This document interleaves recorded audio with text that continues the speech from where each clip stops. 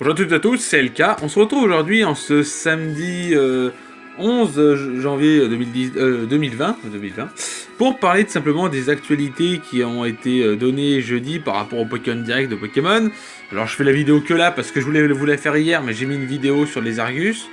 Je sais pas si ça a été vu, mais n'hésitez pas à aller liker cette petite vidéo.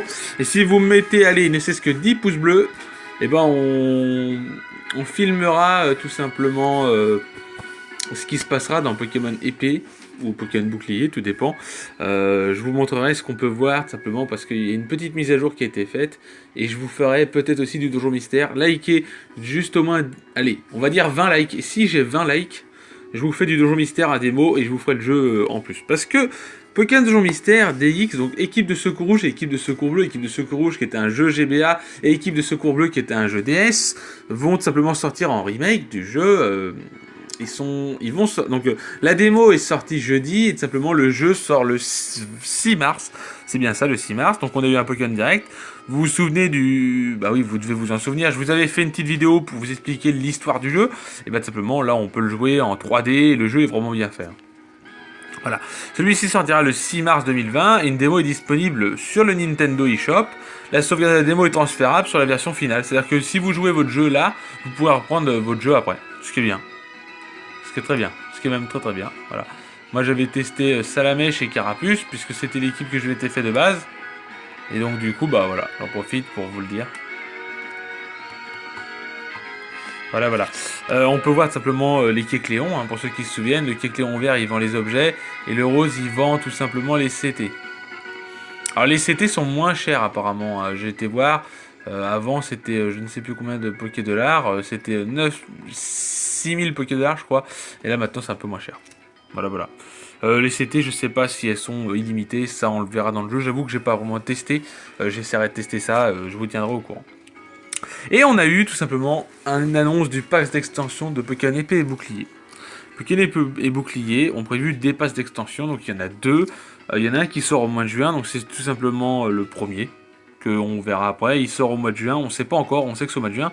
Et l'autre c'est en automne, donc en automne ça peut être au mois de septembre, au mois d'octobre, on ne sait pas encore, mais c'est en automne. Donc, tout simplement, Junichi Matsuda et Shigeru Omori ont annoncé qu'ils ne feraient pas de version complémentaire à Pokémon épée et bouclier, comme ça a été le cas de Crystal jusqu'à Ultra Sun, Ultra Moon.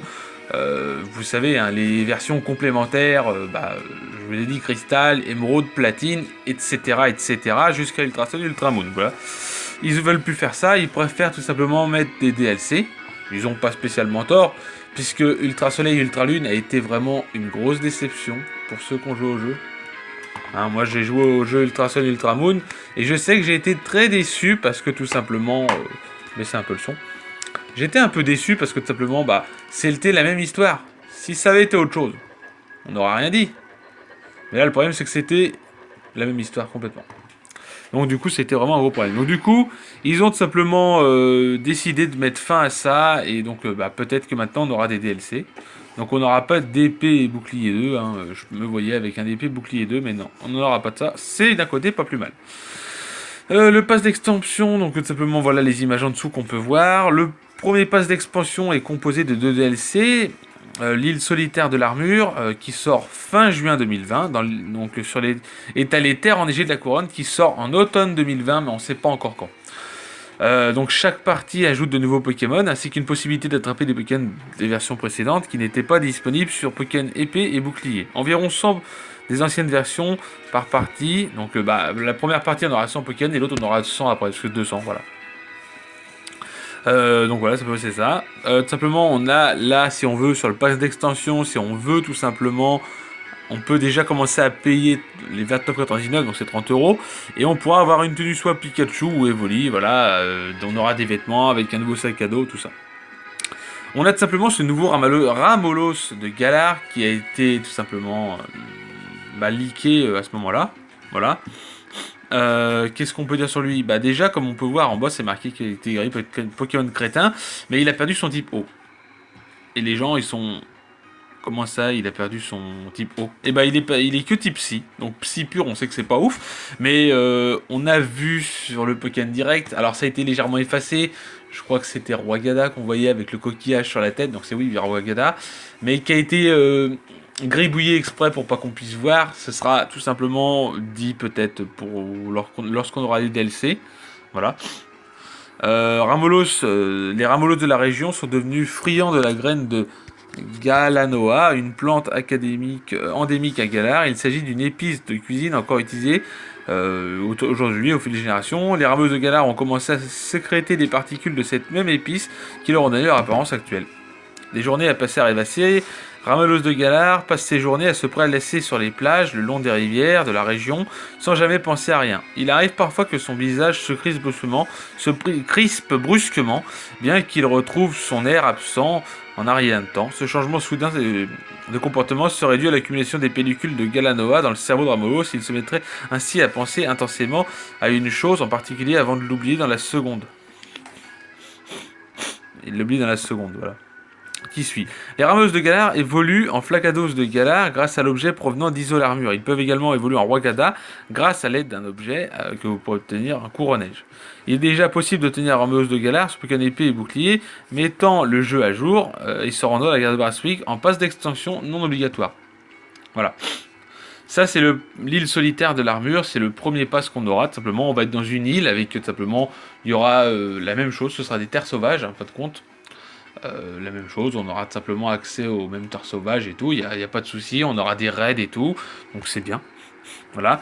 Vous voyez, là, c'est donc l'île, elle est montrée, tac, là j'ai juste, hop, voilà, et là j'ai zoomé, ah non, c'est après, c'est pour vous montrer un peu mieux l'île, et là j'ai zoomé, parce que là, ces oiseaux-là, moi, ils me rappellent vachement Flambusard, et je sais que Flambusard a été annoncé, donc Flambusard fera partie du premier jeu, et c'est très plaisant, puisque Flambusard, c'est un Pokémon que j'aime bien, donc je suis content.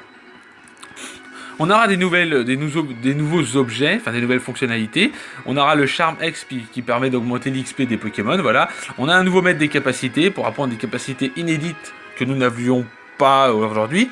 Et on aura tout simplement un exercice de combat, un nouveau type de combat, l'exercice spécialisé qui permet de dépasser vos limites dans le nouveau mode de l'île, enfin le mode de combat introduit dans l'île solitaire de l'armure.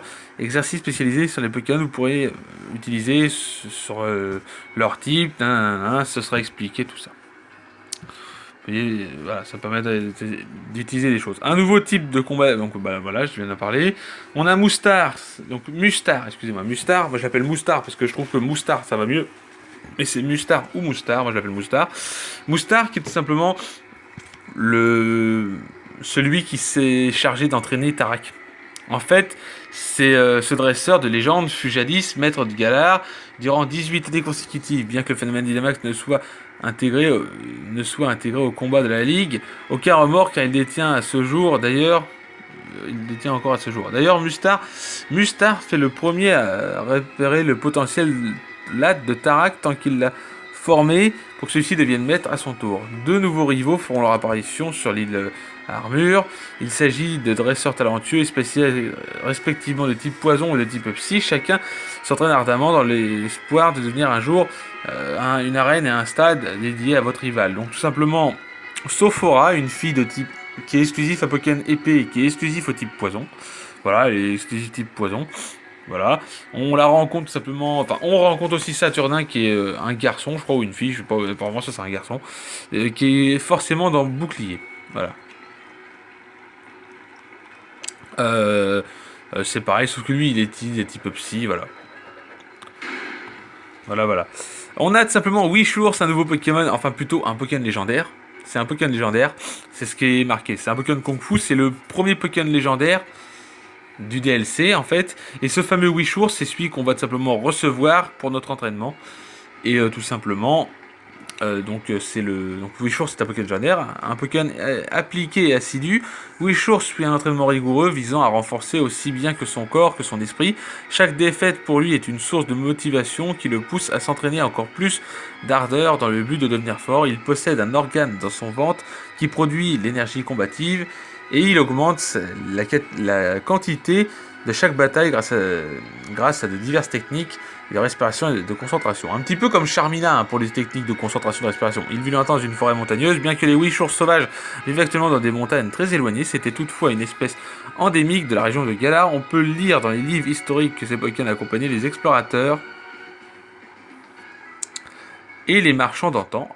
lorsque ces derniers portaient à la découverte des terres inexplorées. Selon certaines archives, les Wishurs modernes descendraient des Wishurs ayant élu domicile dans ces contrées lointaines visitées de leurs nombreux voyages. Les Wishurs évoluent en Chifours. Sa forme dépend des choix que vous ferez lors de l'aventure et pas de la version. Donc on arrête simplement le style point final, celui-ci qui est simplement un combattant quoi. Il est de type combat ténèbres, il fait 1m90 sur 105 kg. Il a un talent point invisible qu'on ne connaît pas encore, qu'on connaîtra au moment venu je pense, ou peut-être d'ici là on aura d'autres informations j'espère. Voilà. Il a coup fatal, donc est-ce que ça c'est son attaque à lui, on ne sait pas.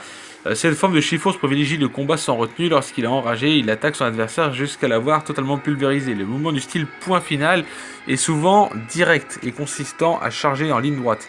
Ce Pokémon garde cette distance avec ses adversaires en début de combat avant de se jeter sur eux en un éclair pour leur porter le coup final. Et il aura tout simplement une forme Gigamax où il sera un peu rouge comme on peut le voir là. Alors j'essaie de zoomer pour que vous puissiez voir, voilà, pas voir plus, voilà. Et il a deux styles d'évolution. Il a tout simplement le Chifours, le style 1000 points.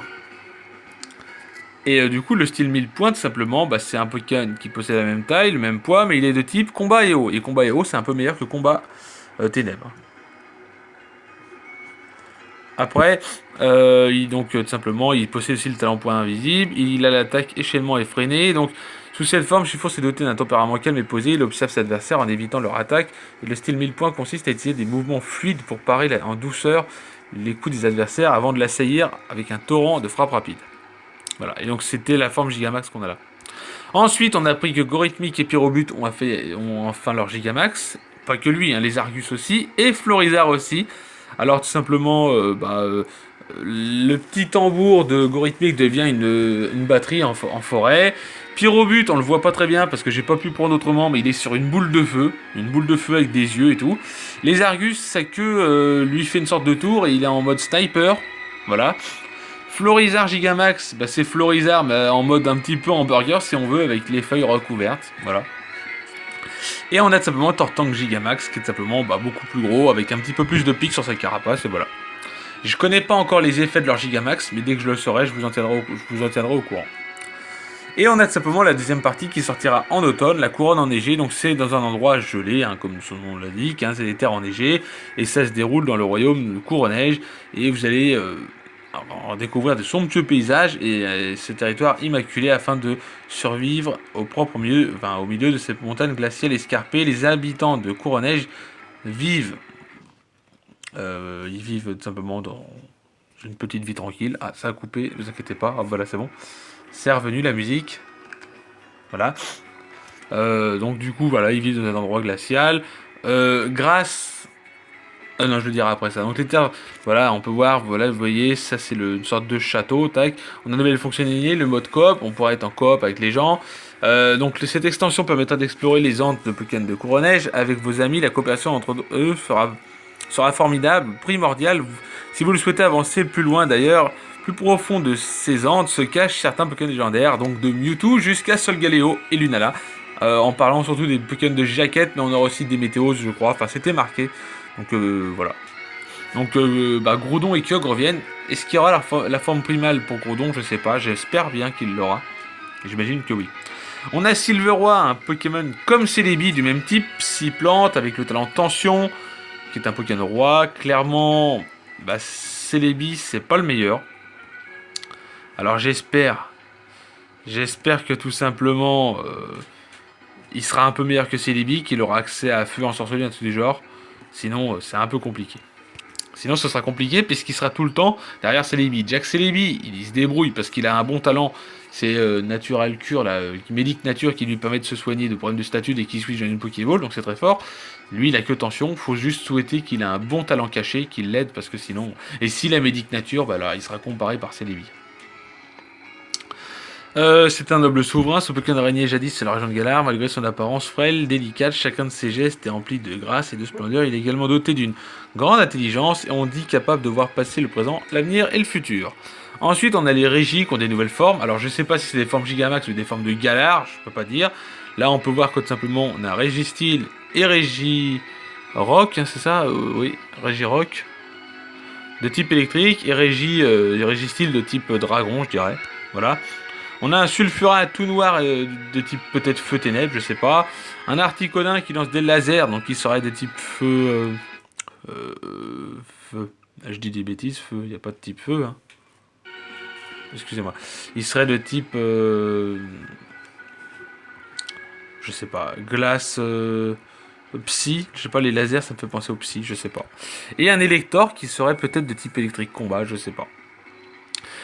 Alors les mises à jour, tout simplement comme on l'a dit tout à l'heure, vous pouvez faire les mises à jour, vous pouvez obtenir le Ramlos de Galar, il y a possiblement d'autres Pokémon, mais d'autres patchs, voilà. Et le Pokémon Home sort en février 2020, voilà. Après, on a appris qu'on aura des raids, simplement, il s'agit de Montracid Gigamax, Pomme Drapi Gigamax, tandis que Low Class Gigamax, Dratatin Gigamax, avec les deux jeux Charmilly et Gigamax est également trouvable. Voilà, voilà. C'est tout pour ces vidéos, je vous souhaite une bonne journée, je vous dis bye tout le monde et bon week-end.